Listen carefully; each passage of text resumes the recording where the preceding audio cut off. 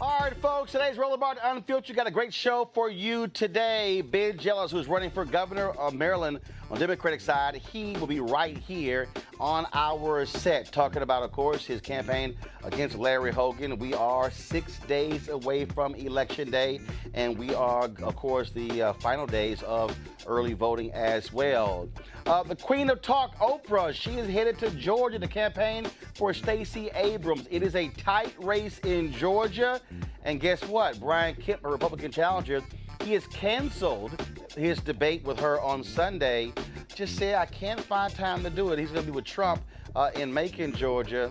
But I also think she's been kicking his butt in those debates. The last thing he wants is to give her more momentum heading into the final weekend. Speaking of Brian Kemp, a federal court keeps in place in order to help tens of thousands of voters caught in the exact match voter suppression program. And so we'll talk about that. Also, black candidates are running across the country for Attorney General. We talked with the brother who's running in Florida. Today, we'll talk with Aaron Ford, who is running for Attorney General in Nevada. President Barack Obama, he is hitting the campaign trail he's in Gary, Indiana for Senator Joe Donnelly, who's trying to hold on to his seat. But Joe, really, what the hell were you doing talking about people of color? Yeah, where do you hear what he said? I don't know when these white folks gonna learn. Also, an Arizona black Republican had the nerve to challenge me on social media about the Young Black Conservative Summit this weekend. And he says, you know what? This voter suppression thing is no big deal. He gonna be right here, and he gonna learn today. Also, it's Halloween, and I gotta talk to my panel. When the hell did adults take over Halloween from kids? Oh yeah, we're gonna break this thing down. And plus, I talked with actress Zala Haneo about the importance of voting, especially when it comes to Latinos and millennials. Folks, it's time to bring the funk. Roland Martin Unfiltered. Let's go. He's got it. Whatever the biz, he's on it. Whatever it is, he's got the scoop, the fact, the find. And when it breaks, he's right on time and it's rolling. Best believe he's knowing. Putting it down from sports to news to politics. With entertainment just for kicks, he's rolling. It's on go, y'all. It's Roland Martin, yeah. Rolling with Roland now. He's funky, he's fresh, he's real, the best, you know he's Roland Martin now.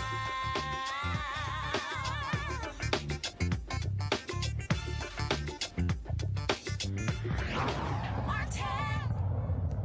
All right, folks, 6 days until Election Day. We are going down to the wire. It is getting wild and crazy out there all across this country. You have ballot initiatives in North Carolina, in Michigan, plus Florida. You also have huge gubernatorial races in Maryland, in Georgia, as well as in Florida. Of course, you got the big Senate races all across the country as well. And so all of our attention and focus on voting. And one of the reasons I'm wearing this hat right here, because I cannot deal with black people who are sitting on their ass and who don't want to vote. And then, of course, those out there who say voting is important, like you, Jason Whitlock, which is about the dumbest thing in the world, because how in the hell you think stuff actually gets changed in this country? Speaking of that, big changes happening in Georgia, where the queen of talk, she is hitting the campaign trail this weekend for Stacey Abrams. That's right, Oprah is going to be making her way to Georgia to campaign for Stacey Abrams. It is an absolutely tight race there in the Peach State. And look, I'm telling you right, it's just, again, it's all kind of drama there. Speaking of drama, Stacey Abrams and Brian Kemp, I forgot the third dude who's running, I don't know who he is. They're supposed to have a debate on Sunday on WSB. It's supposed to be at 5 p.m., but Brian Kemp said, oh, I can't make it because I'm going to be at the Trump rally at 4 o'clock. And so he's pulling out of that, and now he's trying to blame Stacey Abrams for it. Dude, it was set. Everybody else got it. How is it that you didn't get it as well? And so also, speaking of Brian Kemp, civil rights groups have won another victory in that case. A federal judge has declined to pause an injunction she ordered that changes how Georgia election officials evaluate absentee ballots. That pause was requested by Secretary of State Brian Kemp. Voters, of course, with mismatches must be notified of the problem. They can appeal the decision and vote with a provisional ballot. I want to go to my panel right now. Let's get right into it. On my far left, of course, Joe Madison, the Black Eagle, Sirius XM Radio, also Law and Victoria Burke, writer for National Newspaper Reporters Association. Of course, Reverend Dr. Jamal Bryant is in the house. Empowerment Temple in Baltimore, and Deborah Simmons, senior correspondent of the Washington Times. Glad to have all of you here. And so it's getting a little froggy out there. Brian Kemp, Deborah, is a little worried. He ought to be worried. I mean, I think he thought that, okay, Trump did what he did in Georgia. I'm going to do what I do in Georgia. And there's a whole bunch of folks down there in red clay dirt territory that's saying, wait a minute, hold up. Who do you think you are? You know what? You really have to go head to head. The United States today is not the United States we had in 2016. It's not the United States we had in 2014. Right. And it's certainly not the United States that Barack Obama swung into, put him in place back in 2008. And you have to measure yourself and measure your tone, which President Trump isn't doing, as we all know, every election. Not just every 4 years, but every election, whether it's a state election or a national election. So the key here, Lauren, is that what Stacey Abrams did, first of all, with the Georgia Voter Project, registering some 300,000 people. You look at what took place in 2016, where you had a candidate running for U.S. Senate, white female. Bottom line is, she was not sitting here even trying to compete for black folks. It was one of those things with, okay, I don't want to talk to black people. I'm really trying to convince these white people, especially suburban women, and she got her behind dusted. Stacey Abrams said, no, I'm going to focus on the people who actually vote for us, and I'm trying to turn out more of them versus trying to go after that mythical white woman who never seems to show the hell up. What a concept, right? To bring people to the polls who actually vote for the party that you're in over 90% of the time, which is basically what Steve Phillips, of course, has been writing about for years. And we'll see if it actually happens. You know, one of the issues here is that Libertarian candidate, Ted Metz, who is probably going to take votes away from Kemp, and probably prevent them both from getting to 50%. So if we go to the December runoff, it's going to be interesting to see what happens there. But I do think she'll probably get more votes than Kemp, and that's, you know, a huge victory in itself. But if she doesn't make the 50 and we have the runoff in December, it kind of takes the joy out of it for that moment. We'll see what happens. Traditionally in these polls, even though we know it's going to be close, everybody knows it's going to be close, there is an undercount for minority voters, so hopefully that'll be the case here. And if we see that in Texas, that Beto O'Rourke pulls that out, which is unlikely actually, but if he did pull that out, the more likely one, of course, is Andrew Gillum in Florida. You could have what you could define as a realignment in the South if those three people were to win, or if only two of them won, if two of the three. Because, of course, Georgia and Florida are red states. Obviously, Texas is a red state. And as much as everybody talks about Georgia every single cycle, it usually does go Republican. So the fact that she's ahead in the polls is actually in itself a pretty amazing thing. Joe and Jamal, bottom line is here. If you want to win, again, this is real simple. You turn out those who you know are going to come out. Jamal, look, it's like, look, being a pastor of a church, you know who gonna show up to Bible study. Absolutely. You know who gonna show up. Now, if you want to spend all your time trying to get the folk who not gonna show up and ignore the folks who do show up, then you're gonna have a problem. Stacey Abrams has run a smart campaign saying, no, go after the people and turn out more of them who we know are likely to vote for her. But she also did something that's not conventional for black politics, is she started her base in rural areas and then moved towards Atlanta. And a lot of people 18 months ago said, oh, this is crazy.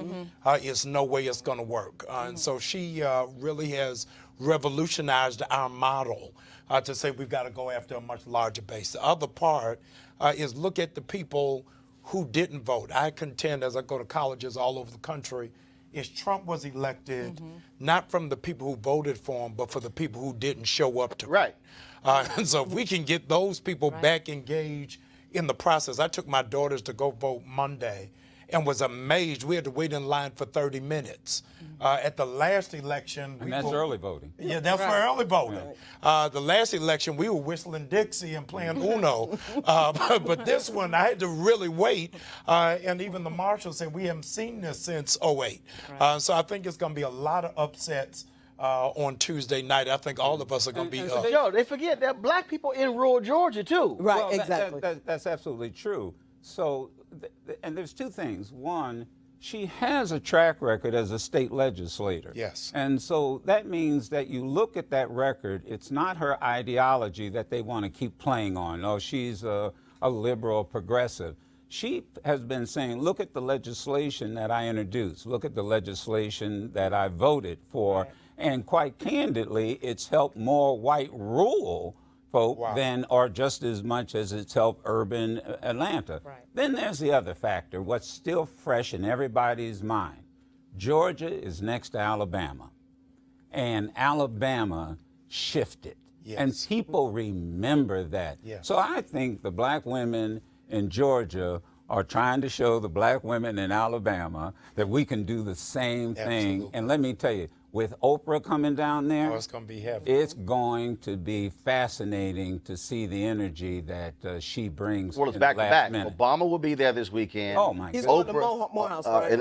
He'll be at Morehouse, and Oprah also will be following as well. And again, and then, of course, Monday at Ebenezer, there's going to be a prayer rally at 7 p.m. That night. Reverend William Barber, of course, Pastor Ralph Warnock, all of them are going to be there. That's taking place on Monday evening as well. And so you have a strong closing. Same thing for Andrew Gillum. That's taking place in Florida. Of course, we can't forget Ben Jealous, who's running in Maryland. Republicans are actually worried because they're seeing significant turnout as well. And so in a moment, we're going to be talking with Ben Jealous about that race and what's going on. But first, we've been talking about voter suppression for quite some time, about what's going on here. And we see what continues to happen, that this is, frankly, standard policy on the Republican Party.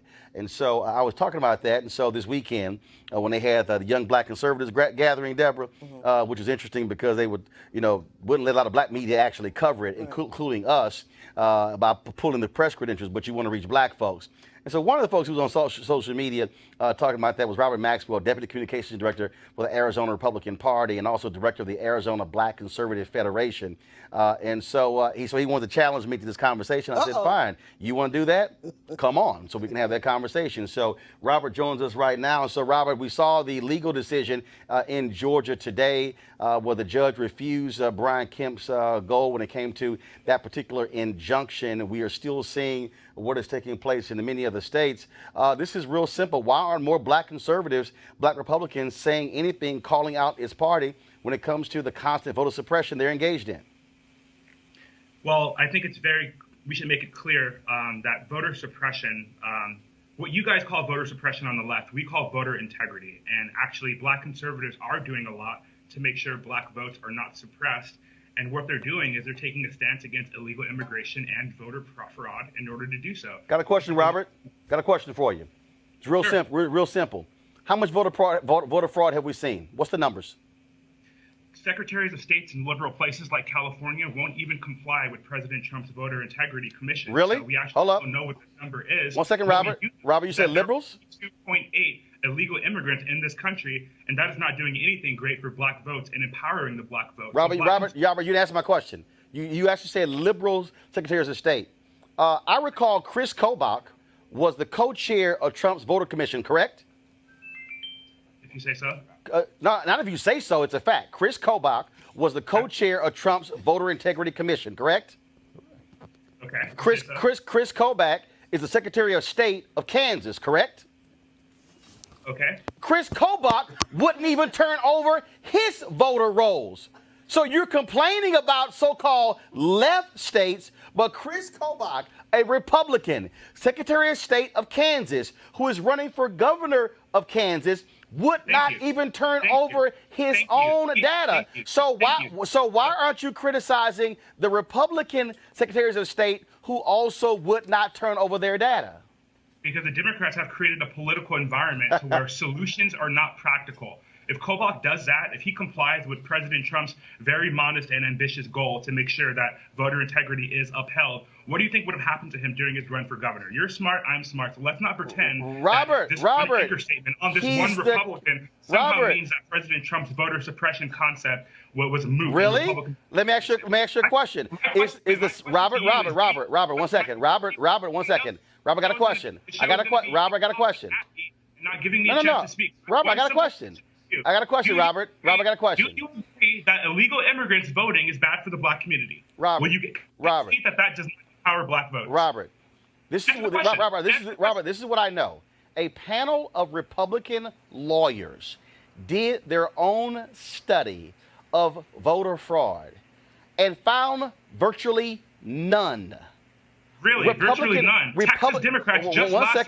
There's an investigation in Texas Democrats just last week. They were sending voter registration ballots to illegal immigrants with the citizen box already checked. That is not for the black vote. That does not empower black votes. Robert, here's what's amazing. Let's not talk about voter suppression, which is a smokescreen used by liberals in order to scare and antagonize minorities. Well, so if it's a smokescreen by liberals, why is it that when former North Carolina Governor Pat McCrory invited General Colin Powell to North Carolina, General Colin Powell, lifelong Republican, chastised McCrory to his face from the stage and chastised North Carolina Republicans for passing an onerous voter ID, voter suppression bill? That was Republican Colin Powell. How do you respond to that? Because Republican Colin Powell is just as big of a rhino as any of these other never-Trumpers who do not want to see President Trump's America First agenda. Robert, here's the problem, Robert, here's the problem. Robert, I want more than 15 seconds, Roland. That's not how the interview's going to go. Robert, I'm going to let you finish, but I want to give you facts. Colin Powell did this before Trump ran. He did what before Trump ran? Robert, I'm going to let you talk, but I want you to have your facts straight. He called out Pat McCrory before Trump even ran. So you can't accuse Colin Powell of trying to thwart Trump's agenda when he called it out before Trump even announced. Now, how do you respond? He called what out? Specifically, he called out the onerous voter suppression bill that was passed in North Carolina that a federal court struck down and said that was discriminatory intent and that was a laser-like targeting of black voters. Are you defending that bill? No, I'm defending the concept of voter suppression. Now, I know this is what you're going to try. You're defending voter suppression? Finish talking. Go ahead. Go ahead. I can't wait to hear this one. Let me finish. You're trying to pigeonhole me into one specific policy. No, I'm not. I'm asking you a question, but go ahead. I'm not a North Carolina guy. All I know is the national talking points of voter suppression is not framed properly because African American votes are not empowered by illegal immigrants voting. You want to talk about voter suppression? Let's talk about illegal immigrants voting. Let's talk about restoring voter integrity into our elections, and let's not have dead people vote. Robert, in California for the past 50 years, right? Robert, so that's for genuine, legitimate discussion of voter integrity, not voter suppression. Let me tell you a couple of other things about voter suppression. Voter suppression is a term of art that was created by Democrats over the past decade in order to scare African Americans and make them think that Republican policies evoke Jim Crow-era regulations on voting. That is just patently false. In fact, I saw your little show yesterday. What was patently false? I'm sorry, Robert. Robert, 1 second. What was patently false about North Carolina? Stop. Voter suppression laws that you're talking about are voter ID laws. That's not voter suppression, Martin. All that is voter integrity. And in fact, 77% of non-whites support voter ID laws. So Robert, let's get the facts straight before you speak. I'm gonna let you Robert, speak. I just want you to get the Robert, right. 70% Robert, of non-white support voter ID laws. Robert. This is what this is the lead paragraph in a story from May 15, 2017. The Supreme Court on Monday refused to revive a restrictive North Carolina voting law that a federal appeals court has struck down as an unconstitutional effort to quote, target African Americans with almost surgical precision. Robert, we also know that a state senator in Wisconsin admitted that the effort by Republicans in Wisconsin to raise the voter fraud flag was a joke. In fact, this Republican state senator in Wisconsin said he then hired his own people to go out to find voter fraud, and what he found were examples of voter fraud by Republicans. This is a Republican state senator who served more than 30 years. Also, 5 federal judges in Texas ruled that the voter ID law in Texas had discriminatory intent. A federal judge a week ago ruled that the Missouri Republican Secretary of State should not be running an ad saying that folks should be bringing their ID when they didn't have to. That happened just a week ago. Now, now 1 second. That's voter integrity. Oh, that's voter integrity. And let's talk. And let's get back on Texas. Like I just mentioned, and you were shockingly silent. Texas, literally, Democrats have been sending ballots with the "Are you a citizen?" voter registration cards with the "Are you a citizen?" already checked. You should look that up yourself if you haven't done the research. Here's my question: There's an how entire many investigation into this? Okay. Texas Democrats. Oh, by the way, this past primary that we had here in Arizona, the Democrat Maricopa County recorder was disastrous. 6 hours waiting in line. People had to vote. In fact, some of the polling places. No, let me finish. Some of the polling places, Republicans showed up and they didn't even have a ballot there in their name. So what does this show us? Oh, this really, shows Robert? us that voter suppression and concept of voter suppression or a voter incompetence happens along party lines. Hey, It's not Robert. something that Republicans try to do in order to disenfranchise Robert. the African community. However, people like That's a yourself lie, Robert. You know you're lying. do what you're paid to do, and you're essentially trying to create and invoke a certain fear in the black community. No, I'm not. I'm stating fact. Your votes. Here's a fact, Robert. Robert, here's a fact. Here's a fact. A In clerk. 2 states where Democrats are the ones doing and guilty of voter suppression. So Answer this, I don't know, Robert. You tell me, Democrats or Republicans? Robert, Who's answer doing this. And Republicans are the only ones trying to bring integrity back to voting. No, you're And not. voter ID laws Hey, do that. hey, Robert, this is Voter real ID simple. laws Robert, let me give you some facts. A clerk in Wisconsin stated in 2016 she purposely removed an early voting location from a college campus to a far-out place because she said too many young folks vote Democrat. In 2016, Robert, a federal judge called in Scott Walker, the governor of Wisconsin, to say why were they dragging their feet on delivering voter IDs. That's a fact. Robert, what's amazing to me is you want to throw out, illegal immigrants and how it's hurting black voters. Hold up. 1 second, Robert. Robert, you don't have, Robert, you have no evidence. You have literally no evidence. And the problem is, at Republicans, this is by design. Robert, we can go down the line. Florida, Mississippi. I'm not done. Florida. We just had the NAACP just won a case in Shelby County where Republicans were trying not to certify folks who registered to vote. So you're defending nonsense. The fact of the matter is you have black Republicans who have far more credibility than you. Black Republicans who actually have been, frankly, black Republicans longer than you've been alive, who say, you know what our party is doing is wrong. And for some reason, you literally are defending folks who are suppressing the vote, but then Republicans run around and say, oh, we voted for the Voting Rights Act. We voted for the Civil Rights Act. How can you, as a self-respecting black man, defend folks who are trying to actually keep others from voting? I'd like to ask you the same question. How can you, as a self-respecting black man, encourage illegals to vote, which highly saturates the voting pool and makes black votes functionally useless? And you have no proof about how in Texas, Democrats are sending ballots with their citizenship box already filled in. I've heard no response from that. Additionally, I told you about what's taking place in California, where voter registration in some counties are at 100%. Well, guess what, Robert? The reason we have attorney generals. I don't understand how you, as a self-respecting black. The reason we have attorney generals who also investigate those things. And all I'm saying is, Show the proof. But you know what, Robert? Hey, if you are more than happy, Robert, if you are more than happy with voter suppression, that's fine. But I can guarantee you this here. Black people, actually, what you said doesn't exist. Robert, this is real simple. Robert, this is real simple. Robert, this is real simple. I'm going to go down the line. Listen, this is the last one for you, Robert. This is the last one. I'm going to go down the line. Missouri, Florida, Mississippi, Alabama, Georgia, Tennessee, Texas. You even had in Maine, where Republicans in Maine got rid of same-day voter registration when the citizens didn't even ask for them to do it. And what happened? The next year, the citizens put it back on the ballot, and then they said, no, what you did was wrong. So how is it? How is it that as a party, you keep trying to deny folks the right to vote? Go ahead, your final comment. And let's talk about that. Let's talk about what citizens want. 77% of non-whites are in favor of voter ID laws. Got it. Why? Because they want their vote to count as Americans who's helped build this country. So my question to you is, why do Democrats not listen to their constituents and just accept voter ID laws? In fact, in 2002, voter ID laws were going to get passed as a part of the Help America Vote Act, and it almost got killed because Republicans tried to add voter ID laws to it, because Democrats don't want voter ID laws. Why? Why do you think that is, Roland? Because they have illegals voting. And I don't understand how you, as a black man who's supposed to be so pro-black, you're shocked that I didn't know who you were because you're so pro-black. You can't be so pro-black if you're letting illegals vote, which is saturating the black market. That's not empowering the black vote, Roland. All right, you Robert. know that.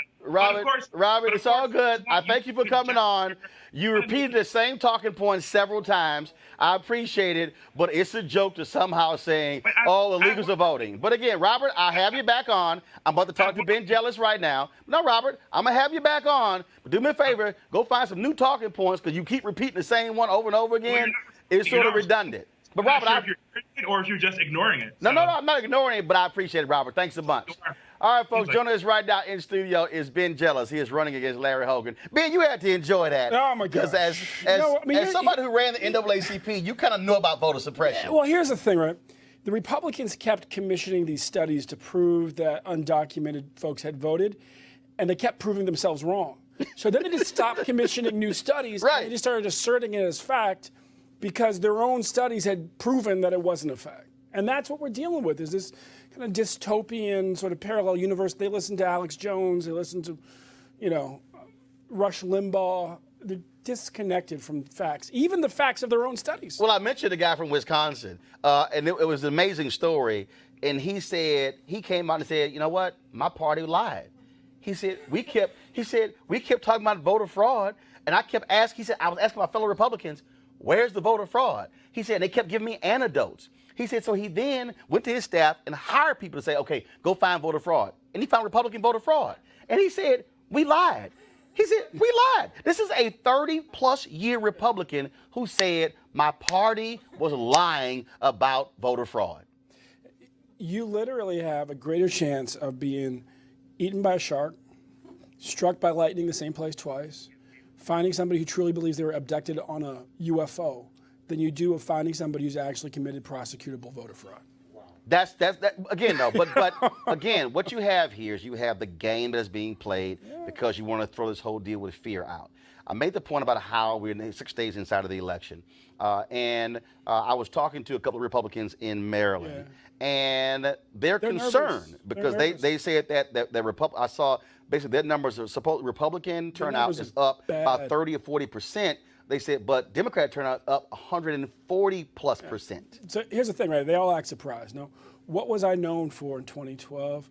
Leading the NAACP and turning out 1.2 million unlikely voters to help re-elect Barack Obama. All we're this race is what I've done my entire life. We put it in perspective, Roland. At the end of day 5 of early vote 3 years ago, Democrats were up 50,000 votes over Republicans. This year, we're up 150,000 votes. Day 6, the Republican trend dropped off. They actually returned 2014 levels. We were still about 2.5 times our 2014 levels. So I'm urging everybody in Maryland to keep voting, keep early voting. We keep this up, and we got this. And look, 3 weeks ago, folks were saying, look, Ben's DOA. He's down 18 points. He's down 20 points to Larry Hogan. The one person who wasn't saying that was Larry Hogan, because he was in a similar place 4 years ago. So this is looking like deja vu all over for again, except he's in the opposite spot this time. And so, in the final 6 days, what connection do you make? What do you? I mean, is it about? I mean, have we got to the point where look, you can run as many ads as you want to? Is this purely about ground game? It's purely about ground game. We have 6 times more organizers on the ground than we did 4 years ago. We are running a scrappy, tough insurgent campaign, focused. You're doing something no Democrat in, say, the post-World War II history of Maryland has ever had to come to a crowded primary to take on an incumbent. And so we've run a very tough campaign, very disciplined from the beginning. We're focused on flushing out voters. We're on the doors, we're on the phones. Yesterday, we made 100,000 phone calls in one day. And we're just pushing. This is what we NAACP guys know how to do. And we're just simply doing what we do and pushing folks to the polls. Also, digital, the role that's playing. I was talking with a couple of people, and they are also helping you in that area too. Yeah. Our digital is organic. We have a movement of folks behind us. They tweet, they retweet, they post, they repost, and we don't have to pay for it. The governor doesn't have much energy on his side. He's pouring a bunch of money into it. We got people out there. They're excited. They push our stuff out. Last question for you. When you look at these other races that are going on, obviously there's far more attention. You look at more of the national media attention that's on Andrew Gillum, that's on Stacey Abrams, that's on Beto O'Rourke, and of those races there. Do you wish you could get some of that love, or are you saying, you know what, let's just focus on our borders? I'm an old organizer. Most of the campaigns I've been involved in didn't have much attention, but we still won. And we won by sticking to our knitting and pushing folks out. In this case, what are we doing? We're all around the state talking about how we can finally fully fund our schools, how we can get healthcare costs under control, take on the pharmaceutical companies, get a better deal, and build a more inclusive economy. As you know, it's been the last 5 years as a tech investor. I know that we could be doing a lot better in Maryland. And the beauty of it is I don't have to run against Larry Hogan. He's a pretty popular guy. I just got to run against his record. I mean, everything that should have gone up went down. Everything that should have gone down went up. Schools fell in the national rankings from 1st to 6th. Our economy is so stuck that if we had the job growth of Virginia, we would have 40,000 more jobs right now, and their job growth is below national average. Murders are up 42% statewide when you don't include Baltimore City, and when you do, up over 50%. Healthcare costs are up 120%, and opioid deaths are up 160%. And that was supposed to be his signature issue, and he's completely failed. And what's worse is he has no plan to deal with any of these things. So on the one hand, he's popular. On the other hand, our message is much stronger. What it comes down to is a ground game, and our ground game is stronger too. All right, Ben Jealous, certainly good luck with it, and we'll be watching what happens over the next 6 days. Thank you. All right, thanks a bunch. All right, folks, law enforcement, huge issue, and also African Americans are paying attention to those seats as well. Now, typically, when you talk about running for statewide office, it's been secretaries of state and things along those lines, but we're now seeing African Americans running to be attorney general. In Florida, in Minnesota, you got 2 black candidates who are running for AG in New York State, but also in the state of Illinois, and also in Nevada, where State Senator Aaron Ford is running against former State Assemblyman Wesley Duncan to be the next Attorney General. Ford endorsed by President Barack Obama and also former Attorney General Eric Holder. And then he says he will use his office to challenge the Trump administration on health care, immigration, and the environment. And Aaron Ford joins us right now. Aaron, how you doing? I'm doing great, Roland. How are you? Doing great to see you. Doing great. And so, again, it's very interesting in terms of the role that AGs are playing. You know, for so long, it was about just their states. But with the Trump administration, more and more AGs are really targeting the Trump administration and fighting them on many fronts. That's right. No, you're right. Listen, what I've been saying consistently for the last 11 months, frankly, is that this election for us is existential. It's existential for a lot of people. We knew that Trump, as a candidate, came out saying that Mexican Americans were rapists. We knew as a candidate that Trump has said that men can grab women wherever they want to grab them. We've seen now as president that members of the LGBTQ community have to fight to serve in our military. We've heard him say that Muslims can't travel. We've heard him also say that there are good people on both sides of Charlottesville. And we see now, for example, that people fleeing persecution and turmoil in their states, if they come to our country for asylum, then we're going to take their children at the border. And as recently as yesterday, we hear Trump saying that even being born here isn't enough to make you an American. So we need attorneys general throughout the states who are going to stand up against the Trump administration that is going against our simple existence. In your state, Latinos are critically important. We've seen that those numbers increase over the last several years. We also see what's happening in Clark County there, where we've been tracking. John Ralston tracks those numbers, and we're seeing significant turnout. And so how is it looking there on the ground in terms of against your opponent for Attorney General? Well, we are cautiously optimistic. That's the phrase I use. We have had a robust ground game since the beginning relative to voter registration, but now getting out the vote. Over the last few days of early voting, Democrats have voted more than the Republicans have. And so what we're looking to do is have a great turnout. We are what I consider light blue right here in Nevada right now, but we're going to turn dark blue next Tuesday. All right, then, Aaron Ford, we certainly appreciate it. Good luck in your race as well. Thank you very much. I appreciate being on. All right, thanks a bunch. All right, folks, I'm going to go back to my panel here, and I got to have y'all comment on Robert Maxwell with the Arizona GOP. Here's what's stunning, Joe. So now the new talking point is all the illegals are voting. They're voting. Dude, multiple states, all 50, reported there was no widespread voter fraud. In this 2016 story, Tennessee counted 40 credible allegations out of some 4.3 million primary and general election votes cast. In Georgia, 4.1 million ballots were cast. They said they had opened 25 inquiries into suspicious voting or election-related activity. We can go down the line. This notion, what guys like Robert have done is they bit the apple of Trump, who threw out, 3 million legal votes, which happened to be the numbers that he lost to Hillary Clinton in terms of popular vote. They have no evidence. It doesn't exist.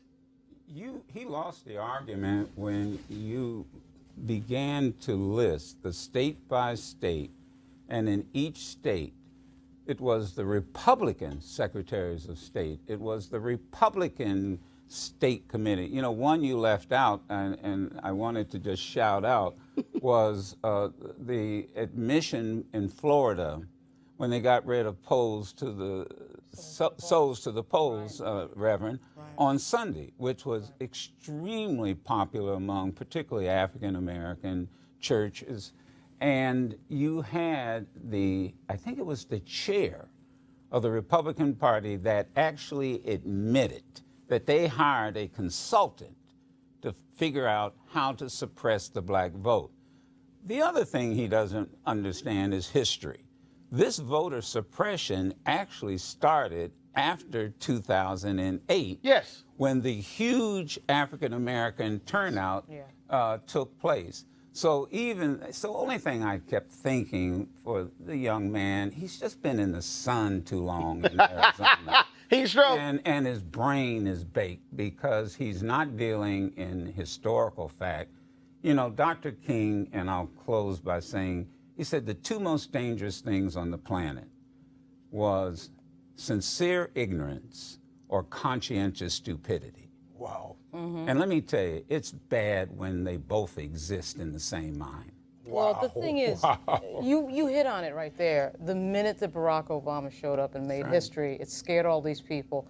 They've created these fake facts, fake reality. Right. They've created their own fake news. There's a whole lexicon now of conservative media that is just fake because they cannot deal with the reality, which is that the country is in fact changing demographically, which is in fact that the Obama coalition won that election, and that coalition includes Robert, but you know, they want to live in their fantasy world, and their fantasy world is all they've got. And at some point, reality is going to catch up with them. Deborah, this what gets me. The Trump Commission, the Florida Secretary of State said, state law says we can't turn information over. And frankly, we won't turn information over. Texas said, ain't no way in hell we turn information over. Right. It's Republican. Right. There were New Hampshire, we ain't giving y'all a damn thing. Right. Numerous Republican secretaries of state. Right. And what he did was, California, the Democrats, they won't turn it over. And Republicans. Because even the Republicans knew it was a BS commission. Look, here's the thing. Whether it's 4 votes, 4,000 votes, 40,000 votes, or 4 million votes, voter fraud is wrong. Okay, can we agree on that? Agree. It's wrong. Okay. What got I got turned off when he says we don't use voter fraud, we use voter integrity. Well, now you lost me. Now you've lost a lot of other conservatives, Republicans, and Democrats. Voter integrity, what is that? Your ballot? Is it the machine? Is it that we don't have enough the media's done these stories on there. A lot of millennials and college-age students who don't do early balloting Right. because they don't know what a post office is. They don't know where to get stamps. They don't. That's where we need to focus on things like that. And I can understand why young people who've been away at college and they're used to mommy and daddy handling everything, why they don't know how to go to the grocery store and get a stamp. No, they also, this is it. Exactly. I mean, you know, Yeah. it's not. Right. Exactly. And Stamps is snail mail. And Matter of fact, look, when Exactly. I do go to the post office every now and then, they say, you want to buy stamps? I'm like, hell no, what am I going to buy stamps for? Right. Costco's Like, famous for I'm it. only in here every 3 months. What you But here's the thing. If we have investigated this, and all these attorneys general have said, no problem, we have nothing to turn over to you, then let's be done with that and move on to what matters. We got all these things we're proposing that our education systems do. These dorms don't say, you can come downstairs in the lobby and buy a stamp if you need one. Or, sweetie, let me show you where the website is so you can Deborah, vote online. This is what drives me crazy. I was just at North Carolina A&T on Sunday. But he's not going to have a job much longer, poor thing. No, he will. He did because they like being clueless. And I'm sure he's tweeting right now saying, oh, he'll give me a chance to talk because you were talking nonsense. I'm at North Carolina A&T on Sunday. This is what the Republicans have done. There's a street on the campus. That's right. There's a street. Right. If I stand on this side of the street, I'm in one district. Right. Right. If I cross the street, I'm in another district. I'm the same way in D.C., though. Well, first of all, DC ain't even a state, so I got you. I got you. They did the same But thing, not only that, beyond that, there are no early voting locations on campuses. Right. Not just None? None. and that's HBCUs. What the Republicans have done, I keep saying this, and Robert did not want to have to own up to it. And then I love it. I'm not an expert on North Carolina. Well, hell, I ain't from there either, but I can read. Right. The Republicans in North Carolina have turned that state into 21st century Alabama. Right. What they have done has been so sick and demented. They literally have emails where they wrote, when are black people voting early? Right. And they said the first week of early voting. They went, cool, we're going to get rid of all early voting locations in the whole county except one. Those are the games they're playing, and this brother can't even say, you know what, that's not right. Let me show you the resilience of this hour, and a sterling example that crystallizes both of your points is they shut down the early polling station at Bethune-Cookman and moved it 1 mile away from the campus. So this weekend, the SGA of Bethune-Cookman took the marching band, the football team, all of the fraternity and sorority, and they did a march. That's what A&T did. Yeah. It was 2 1 miles. mile. Right. It was 2 miles. Wow. Bruh, hold on. Let me tell you. No. Let me tell you how. Let me tell you what would happen. I shot the video of them starting. I then drove a mile and waited for them to catch up and shot more video. Then when they all walked past me, I then jumped back in the car and drove to the voting location and waited. It was 2 miles. Wow. They had to walk to get to the polling place. And I think this is the synergy the Republicans are not counting on. Because it now is transcending Stacey, it's transcending Gillum, it's transcending Ben, is that there is a movement afoot for black people. This is a graduation election that is beyond a specific personality. And you know what, Pastor? I really appreciate that because that needs to be said more often than it is, and sometimes too late to take the effect that it does. But where are we and why aren't we, synergy, I like that word, but why aren't we raising hell long before? We are raising hell long before. We are. Who's raising hell? Are you kidding me? We talk about voting all the time. We talk about voting all the time. Is it only Republicans in North Carolina? Wait a minute. We Is talk it about only voting all the time. Republicans in North Carolina that decide where polling Be places careful. go. Yes, because what happened is Only Republicans. Here's why. Yes, because what happened. Well, here's how bad it is. Because of gerrymandering, Yeah. they have a majority. No. Here's the deal. The Republicans in North Carolina don't even talk to Democrats. They don't need them. Right. So what happened was in the last election when Cooper won. This is how dastardly Republicans are in North Carolina. The Democrats got a 4-3 majority Right. on the state Supreme Court. Understood. The black guy got the most votes. Right. The Republicans in North Carolina said, okay, so we're going to strip the state Supreme Court of most of their power, and we're going to give it to the court that's underneath the state Supreme, the appeals court, because we have a majority there. Then what they did is, in this election, they said, we're going to require you to run for judicial races this year as parties, but it's not going to apply the next election. You had a Republican who retired right before they passed the law so the governor could appoint a Democrat. They said, no, you can't do that. What they have been doing is their deal is like, and right now in North Carolina, the Republicans got 6 constitutional amendments on the ballot to enshrine voter suppression, Joe. And that's how deep this thing is. They are written in such an abstract way that callers to my show are asking, how do we define this? How do we understand this? It is a sneaky way of creating the suppression. But I hesitate. Please don't say people aren't raised in hell. I cannot talk about anything for 4 hours on my show. Folk are calling from coast to coast. Right. The fact that lawyers, especially the NAACP attorneys and others who have formed coalitions, they're winning case after case after case. These cases aren't decided in a vacuum. And they are out there because people are totally going after it. And I will say one thing about polling, be very careful. Oh, yeah. Polls don't vote, people do. And here's and only thing I want to say, you understand, posters are having a problem with this. Right, Yeah, absolutely. Exactly. Because the old way of calling them on landlines don't work. Who has a landline? But here's the other thing that trips me out on this whole issue of voter suppression. And this is where John Roberts comes in. So in the Shelby v. Holder decision, Yeah. John Roberts goes, oh, We look don't at have a problem. the numbers. Yeah. Black folks are voting. Right. Bruh, we had to overcome poll tax. We had to overcome trying to say how many bubbles in a bar of soap. We had to overcome the whole issue of how many marbles in the jar. We're citing the Constitution. Black folks have always said, all right, y'all put the goal at 10 feet, at 12 feet. Okay, we're going to go practice, and then we're going to work out to learn how to dunk at 12 feet. But see, Oh, y'all done moved the thing to 14 feet. Okay, we're going to go back. We're going to practice and work out. We're going to come back and we're going to shoot at 14 feet. We've always done that. In his mind, because black folks jumped over every hurdle they put in the way, his answer was, oh, we don't need the voter, we don't need the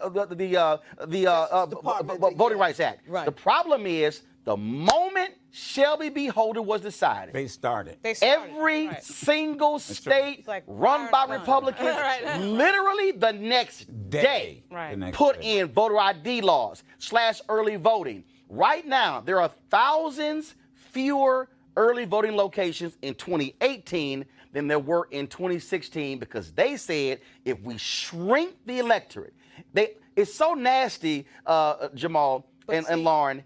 The woman in Wisconsin, the Republican in Wisconsin, Robert, she moved an early voting location from a college campus, you're a mile away, where they had a small parking lot. Because they wanted you to drive up and it's packed and get frustrated and turn back around. Now here you had a venue on a college campus, lots of parking, free. No. She said, quoted, too many young people vote Democrats. And moved it to a far out with a small parking lot. That's happened in all the states I mentioned. Those are the games that they're playing, and Robert is defending that nonsense. Dodge City, Kansas, where I think it was mostly Hispanic. Right. Yeah. One polling place, Classic stuff. and they moved it Out the city. out of the city where there was no public transportation close by, so people literally had to drive. The county in Georgia, the guy who was an Yes, advisor right. who gave money to Brian Kemp's campaign after the primary said we should shut down 7 out of 9 early voting locations. See, See, what the you described, and everyone has This is heard the last this point before I go to before. my next one. Anyway, you know, Jim Crow is what you described. Is what our grandparents went through and parents. So Also, Jim it's what the Crow. federal court said in North Carolina case. But what is now happening, ladies and gentlemen, in the 21st century is James Crow Jr. Esquire. It's just a sophisticated version of old Jim Crow. Yeah. And that's what they have But the implemented. numbers are going to catch up to them. Yes. You realize that. Because if white women do what the polls are indicating Right. on the 6th, and you join black voters with white Yep. women or any other white number, and of course Hispanic voters, they can't keep up with this. And Alabama partially proved that. But again, we got to see what happens in Georgia and Florida. So they can play these games, Right. obviously targeted toward minority groups. But when you have Donald Trump in office and he starts pissing off the other demographic groups in the United Right. States, Right. you lose. Which is why I specifically said to Sherilyn Ifill, to Vanita Gupta, the Secretary of State of California, and a panel at CBC. Y'all keep talking about voter suppression for black folks and Latinos. Right. But voter suppression Right. is also targeting Exactly. young whites. It's targeting the elderly as well, because in Wisconsin, 250,000 people, largely elderly, they said, did not vote because of voter ID. And the federal judge called Governor Scott Walker and said, now, the Obama administration said y'all can go ahead and do the voter IDs. Right. So why are you taking so long even issuing them? They were dragging their feet even on issuing them. So that's sort of the drama that we have. Got to go to a break right now. We come back. Another crazy white woman. We'll be back on Roland Martin Unfiltered. Hey folks, Roland Martin here. Now we know black women are out there voting in huge numbers, but brothers, what's going on with y'all? What I'm hearing from men, they say, look, I'm concerned about lack of jobs, I'm concerned about mass incarceration, but then they're sitting on the sidelines. That's not gonna get it. We've got to have men and women going to the polls, engage in the process, voting on our elected officials, and then holding them accountable after they are in office. This is real simple. If you don't vote, shut the hell up. Be woke, vote.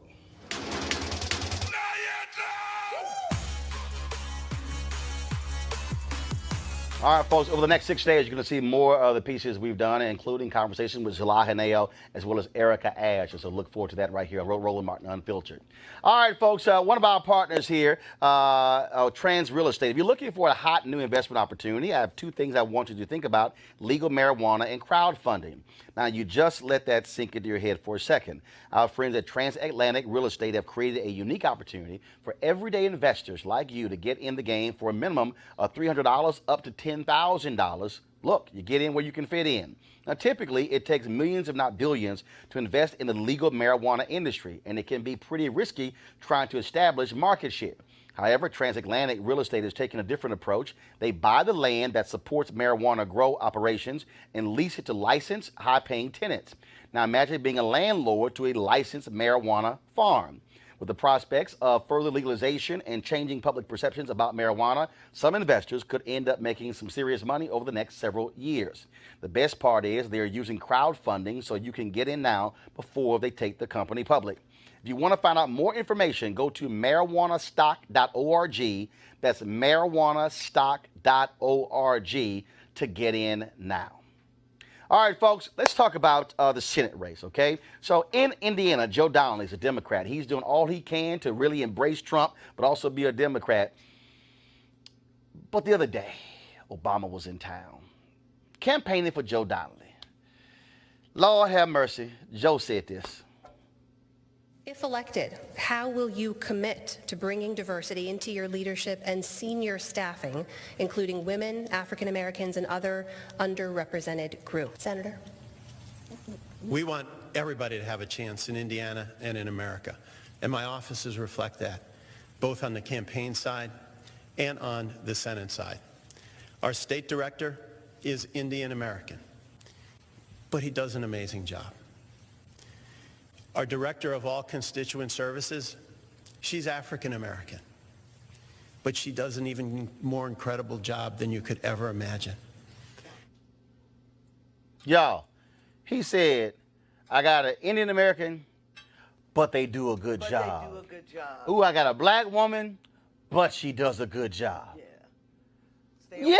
Stay away from the butt. And she shouldn't be on your staff if you didn't think she either was going to do a good job or is doing a good job. It reeked of, he was really just filling it in to say that he had. He didn't expect the question either. Well, what happened, it exposed what was the intention of the hiring. Was really placeholders. Right. And then he was shocked that they were actually able to perform. I mean, it's sort of like right. It's like when I'm at these media conferences, they say, "Yes, we're absolutely looking for qualified minorities." Right. Well, I would think your ass looking for qualified minorities. Right. I ain't never heard somebody say, no, I'm desiring unqualified people for these jobs. Right. And I keep saying, they only use the qualified right. with us. You ain't never heard them saying, I'm looking for a few qualified white boys. Right. You know, it's old-fashioned tokenism. We don't use that word too much, but I learned a lesson a long time ago from a former state official in Connecticut. He was the treasurer. He pulled out money. He said, look at the quarter. How much is it worth? 25 cents. I said, what's wrong with you? He said, look at the dime. How much is that worth? I said, that's 10 cents. And then he says, look at this as a bus token. He said, how much is that bus token worth, New York City bus token? I said, I don't know. He says, well, whoever gave you the token. And that's what you just heard. You just heard a man sit there describing tokenism. So I've got this token, I've got that token, and then he puts a value on the token. And that's what is wrong with what we just heard. And was oblivious to it. Thank you. He didn't realize. Twice. That's right. Now, he said lazy, I meant to say and. Okay. Now, I got to get y'all talking. Okay, folks have been tweeting me this, and I got my own perspective on this, but so they're saying that Hillary Clinton made this joke about, I know, Joe, I guarantee you've already talked about it on your shows. I can't wait to hear you. No, I chose not to. You didn't chose not to? So she had an interview with Karen Swisher of Recode, and this happened. What do you think of Cory Booker's, and you didn't comment on him, and you feel free. Oh, I adore him. What do you think about him saying kick them in the shins, essentially, start to get to that kind of political? Well, that was Eric Holder. Yeah, Eric Holder, Yeah. I'm sorry. Yeah, I know they all look alike. No, they don't. Oh, well done. You know, Hillary, Yeah, I was paid by Mark Zuckerberg to do that. okay. All right, so all the people were like, oh my God, she's wrong.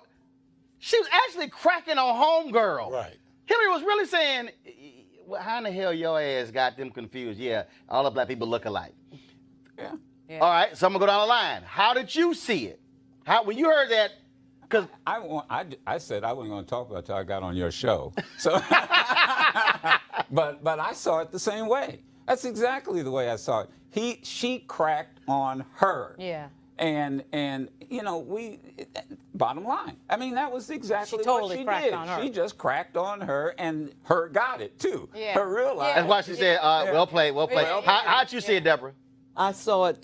This is the first time I've seen it or read about it. I saw the headline, Right. and I was like, that don't sound right. Hillary knows better. So I'm missing something in Right. in If the you story. read it, it won't and come that's across. it. Yeah, and Yeah. that's it right there. Because it doesn't come across in the Yeah. stories that Yeah. are online. Because the way, Jamal, Now, I'm as a Gen Xer, I'm the last generation to play the dozens. hell no, I'm a Gen Xer too. Yeah, And we're the last generation, Right. so the millennials don't know about playing dozens. So I'm saying I took it as that. We in the back of the school bus that she really pulled her card out. I was giving her a high five and putting hot sauce in her pocket.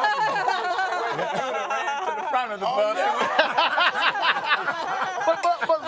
but it's amazing how a lot of folks on social media, see, Hillary is racist. She said you can't tell them apart. Because a lot of social media goes for the reaction first instead of giving you the facts of the story. Oh, you say context missing? Oh my yeah, God. hello. Oh my God. Hello. To the point is that a lot of them on social media didn't grow up playing the dozen. But they also So they didn't know how to read and interpret it. But they also because that's a subculture all by itself. but you also Nobody reads, you nobody gotta checks. it's like you also gotta watch the video. Right. Yeah, you really. Bottom yeah. line is when I see something like that, the first thing I go is I want to see the video because Right. I want to see what was the setup, What was the reaction? What was the Context. and so I'm That's telling right. when I saw it, I went, first of all, before I even saw the video, my opinion of it, 'cause this is the first time I actually saw the video, I read about it. Right. Was exactly what my reaction was. I went, the way I read it, I went, no, she cracked on her.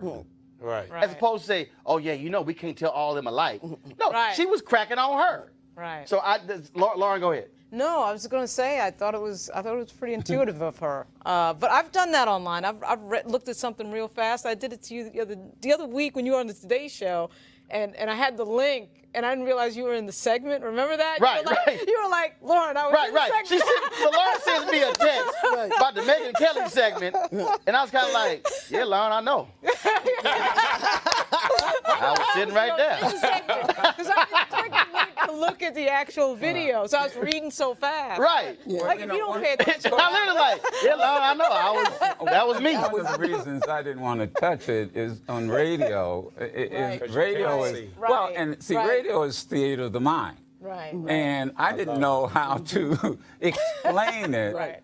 But the thing about what we're doing, this is multidimensional. Right. So when you read the headline, and it depends on who writes the headline. Right. Yes. You see, then you only get one dimension. Exactly. Then when you hear it, you get a second dimension. Now that we sat and saw it, and we saw the reaction of the host who went, oh, shit.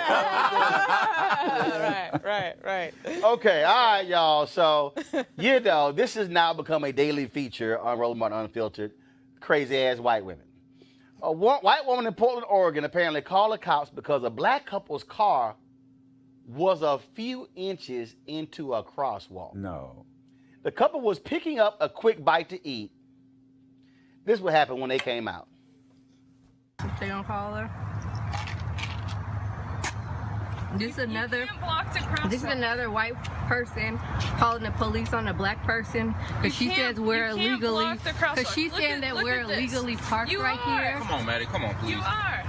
So this is her. It doesn't give you the right. Go home. Go back to your neighborhood. It doesn't. Go back to your. You're not from here. Not doing that shit. If you calling about a car that's been parked less than 5 minutes across the crosswalk, I've been here you ain't 10 from minutes. here. You an idiot.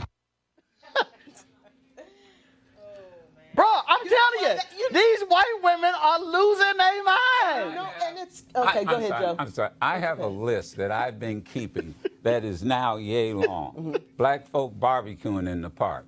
Black folk selling lemonade. Selling lemonade. Yeah. Black folk walking to their own building. And now I've got to add this one. It has now become Crosswalk Karen. It's not. That's a good one. It's now become a sport. It really has become a sport. I am now of the opinion that some of my folks are saying that we ought to be a law against it. In other words, if folks start calling the police on these kinds of issues, there should be a law that you either fine them, criminalize their behavior. Because, first of all, this is dangerous because while the police are coming on a call because somebody's car is in the crosswalk, there's some real crook somewhere. It also It's a waste of time. It also shows generationally the lapse. So when you were growing up, there was a different ethical standard that you knew going out the house, you were admonished. Now, y'all don't act up because them white folks gonna call the police. Then there was an in-between generation that says, under NWA, F the police. Right. So now we're seeing a revisitation. So it's not about a broken tail light. It can just be that the lights are on. And so there's got to be a whole nother talk. That's why that movie, The Hate You Give, is so critical and so important. I took my daughters. I haven't seen that Yep. yet. Yeah. Yeah. That was a great movie. You got to go see Great it. movie. Yeah. They cried through the first half. I cried through the last half. But it really gives a backdrop to a new generation of understanding what is the crisis in our community and the disconnect with police. You know what else is scary about that is that if the police had come, There you go. if the police had come, Yes. there would have been the whole thing. Where's your ID? Where's the registration for the Boom. car? Blah, blah, blah, blah, blah. Where's the witness? Scared white woman. Because the car is a few inches into Because the car was a little inches. She couldn't do this here. There've been The entire thing is Her deal is, and they did show it a lot but it was literally inches in the crosswalk. The entire thing is, though, about somebody assuming that they have authority over you that they do not have. See, that's the deal. it. And that's why That's Trayvon it. Martin is dead today. Precisely. Because George That's it. Zimmerman assumes that he has authority Right. over a dangerous. young black It's male scary. Right. walking. And George Zimmerman's When he deal has is no authority. He's not a cop. He's nothing. I'm a fake apartment security guard. Right. And I have the right, Right. to ask you. It's no different than when one of the great books, The Rage of a Privileged Class by Ellis Coles. And it happened here in D.C. One of the stories in the book, there was a black law partner, comes to work early, 7 o'clock in the morning. He's suited and booted. He's got his wing tips. He's got his $1,000 briefcase, and he gets into the elevator, a little young white boy, sweater, khaki pants, blue shirt. So he looks, floor press, all right, cool. All right, so I'm going to the elevator, just chilling, all right. So then I get to the floor, and so the young man go ahead, and the white boy got off the elevator, and the black guy got off the elevator, and they go to the door. The white boy pulls out his key card, unlock the door. Brother's like, no. He goes, I'm sorry, may I help you? Who are you? And he's going, no, I'm going to my office. Who are you? Right. The white clerk. Right. This was a partner in the law firm. Right. This white clerk felt that he had the right to question this black law partner. Exactly. Right. Law partner, Ellis writes in the book, law partner goes into his office and he is fuming. He is mad. He's because he's like, wait a minute, hold up. I'm a damn partner. Right. This is a lowly ass clerk. Right. And he felt that he had the right to ask me who I was. Which first of all says, if you the white clerk, how in the hell you don't know who the partners in the law firm are? Right. Right. And this brother was just angry. And this story spread all around D.C. And that speaks to black professionals, where you have folks who have this position like, I get to ask, I'm white. I can ask you anything, and you have to comply. This is like South Africa in the passbook. Show me your papers. In America, we are culturally conditioned to believe that white is superior, black is inferior. Yep.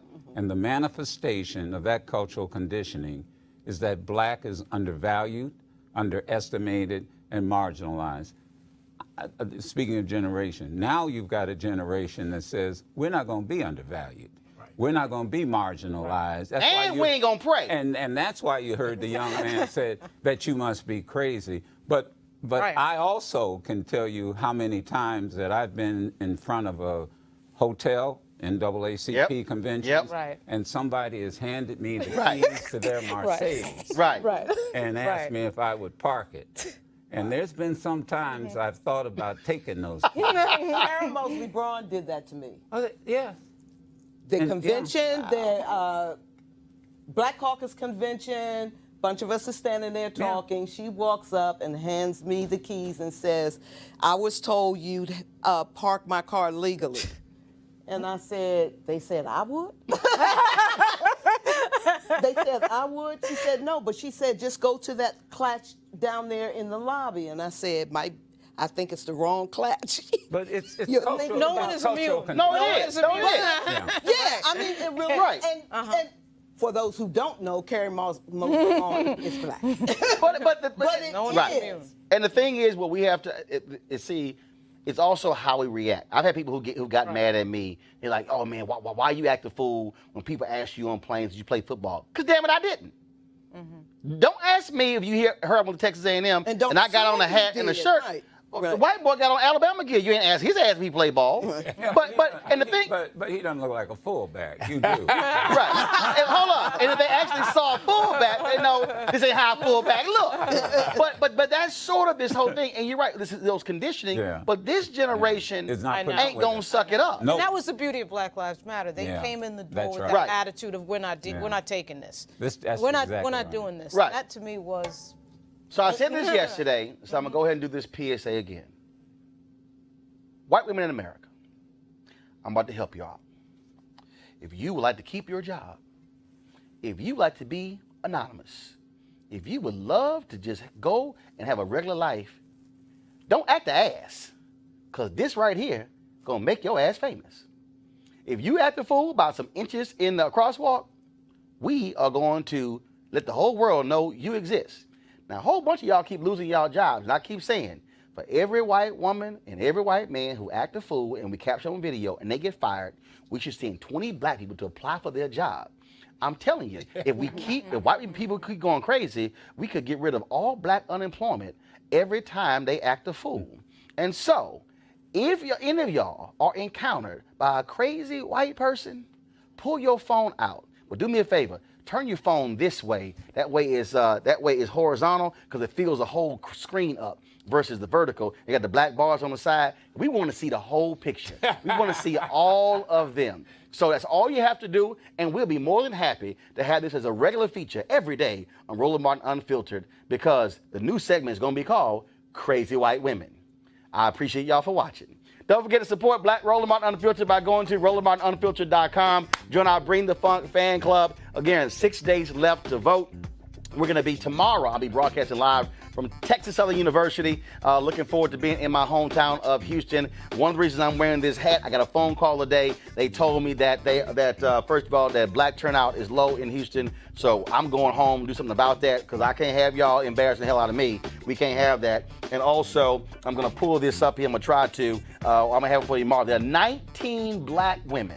19 black women who are running for judge in Houston. Wow. It is amazing. Yes, it's amazing. I had it on my phone here, and then I'm going to go to my Instagram page. So here, you're going to pull it up in a second. Let me pull it up here. And I posted this the other day. Nope, that's not it. Because it's amazing. Here's the photo right there.